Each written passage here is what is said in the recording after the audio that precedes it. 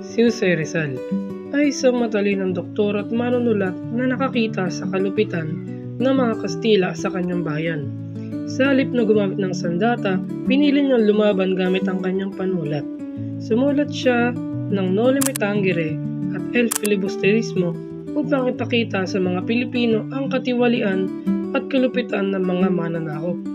Ginawa niya ito upang gisingin ang kamalayan ng mga kababayan, ipakita ang kahalagahan ng edukasyon at ituro na dapat na ipaglaban ang kalayaan at karapatan.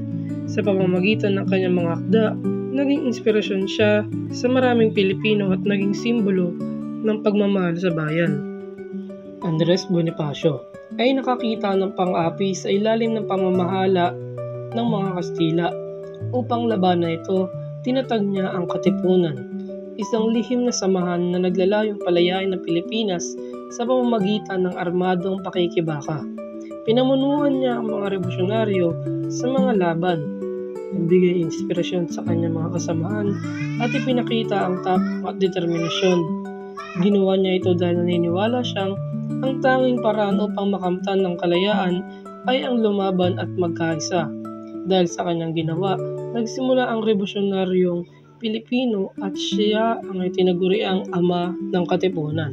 Apolinario Mabini ay may kapansanan sa katawan kaya hindi makapaglakad, ngunit matalas ang kanyang isip.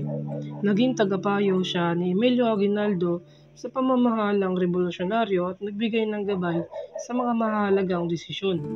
Ginawa niya ito upang tiyakin na ang laban para sa kalayaan ay may tamang prinsipyo at pamamahala. Kahit sa gitna ng kaguluhan at panganib, hindi siya tumigil sa pagtulong sa bayan. Ang kanyang katalinuhan at dedikasyon ay naging gabay sa mga lider at naging pundasyon para sa maayos na pamamahala sa revolusyon.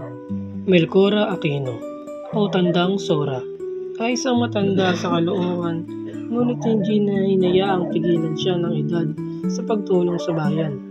Inaalagaan niya ang mga sugatan Katipunero, nagbigay ng pagkain, gamot at kanlungan. Ginawa niya ito dahil mahal niya ang bayan at nais ng suportahan ng mga kabataan sa kanilang pakikibaka. Dahil sa kanyang kabutihan at malasakit, tinagurian siyang ina ng Katipunan, si Tandang Sora, at naging inspirasyon ng bawat Pilipino sa pagmamalasakit sa bayan. Lapu-Lapu, dato ng Mactan ang nakaharap kay Ferdinand Magellan at sa hukbo nito na mananakop. Sa halip na matakot, pinili niyang lumaban at ipagtanggol ang kanyang bayan sa labanan sa Mactan.